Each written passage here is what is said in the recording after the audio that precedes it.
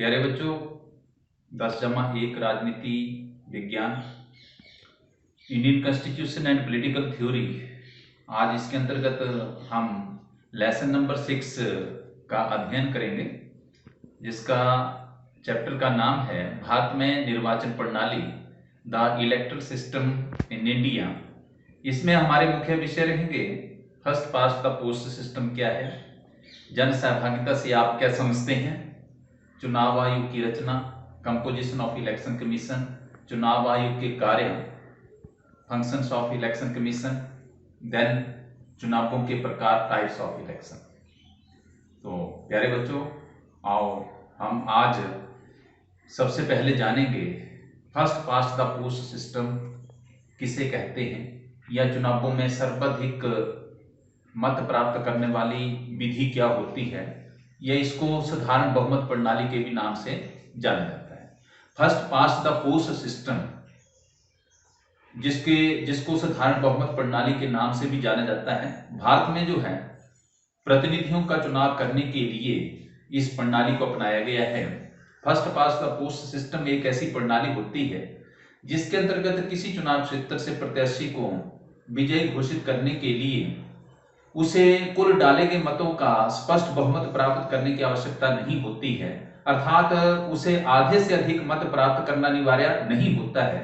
अपितु इस प्रणाली के अंतर्गत उसी प्रत्याशी को विजयी घोषित किया जाता है जिसे अन्य प्रत्याशियों की अपेक्षा सबसे अधिक मत प्राप्त हुए। जैसे मैं आपको एग्जांपल देता हूं, मान लो किसी चुनाव क्षेत्र में ए को 500, बी को 700, सी को 800 और डी को 810 मत प्राप्त होते हैं, तो इस प्रणाली के अनुसार डी प्रत्याशी को विजयी घोषित किया जाएगा क्योंकि उसको सर्वाधिक 810 मत जो प्राप्त हुए हैं।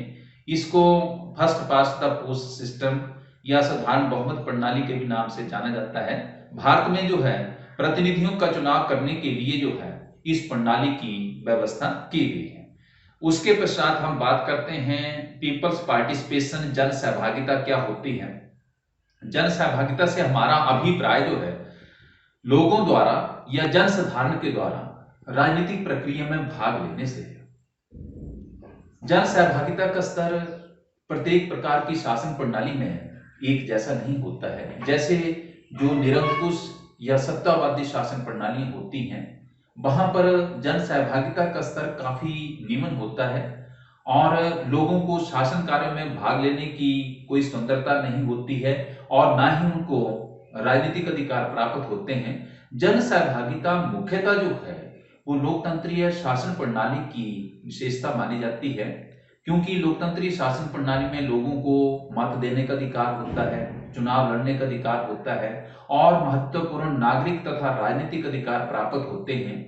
और इसके अतिरिक्त जो है उनको राजनीतिक दलों का निर्माण करने, राजनीतिक दलों की गतिविधियों में भाग लेने, राजनीतिक आंदोलनों में भाग लेने और राजनीतिक सम्मेलन करने की जो स्वतंत्रता होती है।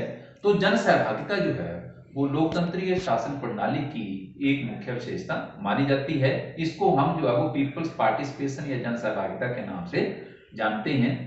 अब उसके पश्चात हम बात करेंगे इलेक्शन कमीशन ऑफ इंडिया के बारे में। इलेक्शन कमीशन ऑफ इंडिया जिसकी व्यवस्था जो है वो संविधान के अनुच्छेद 324 के अंतर्गत की गई है। इसमें हम इसकी रचना के बारे में जानेंगे, इलेक्शन कमीशन की कंपोजिशन कैसे होती है, और फिर इलेक्शन कमीशन के हम जो है वो इसके फंक्शन जानेंगे, चुनाव आयोग के कार्य जो क्या क्या होते हैं। तो सबसे पहले हम जानते हैं चुनाव आयोग की रचना।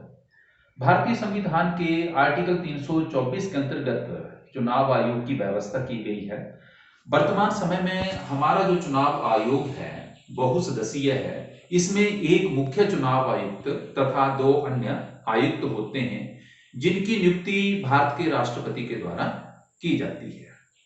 और चुनाव आयोग के सदस्य 6 वर्ष या 65 वर्ष की आयु तक जो है वो अपने पदों पर बने रहते हैं। इससे पहले जो है जो है वो मुख्य चुनाव आयुक्त को उसके पद से तभी हटाया जाता है, उसी विधि तथा प्रक्रिया से उसके पद से हटाया जाता है जिस विधि तथा प्रक्रिया से जो है वो सर्वोच्च न्यायालय के न्यायाधीशों को हटाया जाता है। और जो अन्य आयुक्त होते हैं उनको जो है राष्ट्रपति जो है वो मुख्य चुनाव आयुक्त के अनुमोदन पर ही जो है वो उनको हटा सकता है, अन्यथा राष्ट्रपति उनको जो है वो आपादस्थ नहीं कर सकता है। तो आज ये हमने जाना कि इलेक्शन कमीशन की कंपोजिशन कैसी होती है, उनका कार्यकाल कितना होता है। आओ अब हम जानते हैं चुनाव आयोग के कार्य, फंक्शंस ऑफ इलेक्शन कमीशन। तो जैसा कि भारतीय संविधान के आर्टिकल 324 के अंतर्गत जो है वो इलेक्शन कमीशन का प्रावधान है। अब हमने देखना है कि जो चुनाव आयोग है, जो निर्वाचन आयोग है, वो कौन कौन से कार्य करता है। सबसे पहले है चुनावों का निरीक्षण, निर्देशन तथा नियंत्रण करना। भारत में जो चुनाव आयोग का सबसे प्रमुख कार्य है यह है कि चुनाव आयोग जो है भारत में चुनावों का निरीक्षण, निर्देशन तथा नियंत्रण का कार्य करता है और ऐसा करना उसका संवैधानिक दायित्व है। और भारतीय चुनाव आयोग जो है वो इस कार्य को जो है वो सफलतापूर्वक इसका निर्वहन करता है। दूसरा है मतदाता सूचियां तैयार करना। चुनाव आयोग के द्वारा जो है वो मतदाता सूचियां तैयार करने का कार्य भी किया जाता है और यह कार्य जो है वो चुनाव आयोग अपने चुनाव कर्मचारियों की सहायता से करता है। प्रत्येक जनगणना के पश्चात और चुनावों से पूर्व भारत में जो है लोकसभा तथा राज्य विधानसभाओं का चुनाव करने के लिए मतदाता सूचियां जो है वो तैयार की जाती है। तीसरा इसका कार्य होता है राज्य विधानमंडल के चुनाव करवाना। इसी प्रकार से भारत में जितनी भी राज्य विधानसभाएं हैं और जो कुछ केंद्र शासित प्रदेशों में विधानसभाओं की व्यवस्था की गई है, तो उन राज्य विधानसभाओं तथा केंद्र शासित प्रदेशों की विधानसभाओं के चुनावों के प्रबंध का कार्य भी जो है वो चुनाव आयोग के द्वारा किया जाता है।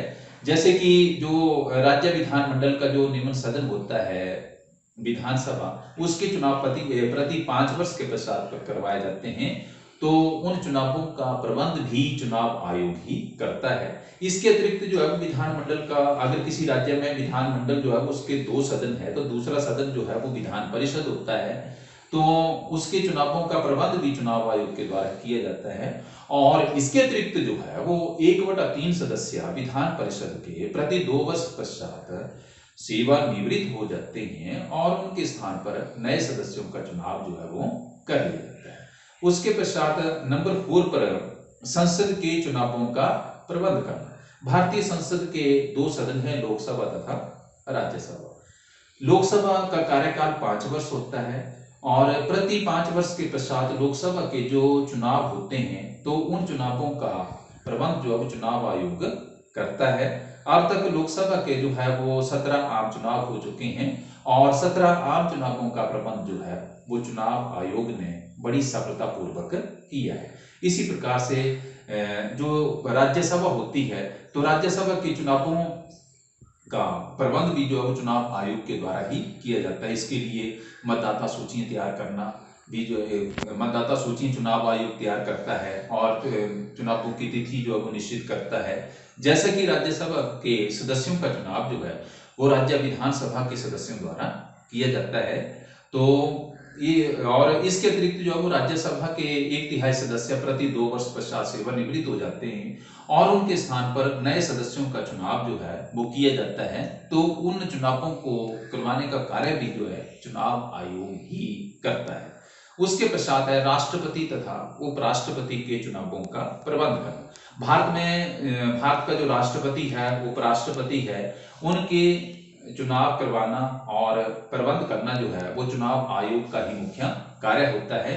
इसके लिए जो है वो चुनावों की तिथि की घोषणा करना, मतदाता सूचियां तैयार करना, नामांकन पत्र दाखिल करना और नामांकन पत्रों की जांच पड़ताल करना, मतदान करवाना और परिणाम की घोषणा करना, ये समस्त कार्य जो है वो चुनाव आयोग के द्वारा ही किए जाते हैं। इसी प्रकार से जो है चुनाव आयोग का कार्य नंबर 6 पर यह भी होता है राजनीतिक दलों को मान्यता प्रदान करना। चुनाव आयोग राजनीतिक दलों को मान्यता प्रदान करने का कार्य भी करता है। ये चुनाव आयोग ने ही निश्चित करना होता है कि किस राजनीतिक दल को जो है वो राष्ट्रीय राजनीतिक दल के रूप में और किस राजनीतिक दल को जो है वो राज्य स्तरीय राजनीतिक दल के रूप में मान्यता दी जाए। ये कार्य जो है चुनाव आयोग ही करता है। इसी प्रकार से जो है राजनीतिक दलों का पंजीकरण करना। दिसंबर 1998 में जो है 1951 के जनप्रतिनिधित्व कानून में ये व्यवस्था की गई कि प्रत्येक राजनीतिक दल का चुनाव आयोग के पास पंजीकरण होना आवश्यक है। चुनाव आयोग जो है वो उसी दल को जो है वो राजनीतिक दल के रूप में पंजीकृत करता है जिसका भारत के संविधान, समाजवाद, धर्मनिरपेक्षता, लोकतंत्र, प्रजातंत्र में पूर्ण विश्वास हो, उसी को जो है वो राजनीतिक दल के रूप में पंजीकृत किया जाता है। वर्तमान समय में लगभग जो है वो 2600 के लगभग राजनीतिक दलों का जो है वो चुनाव आयोग के पास पंजीकरण है। इसी प्रकार से जो है वो नंबर 8 पर हम बात करते हैं राजनीतिक दलों की मान्यता समाप्त करना।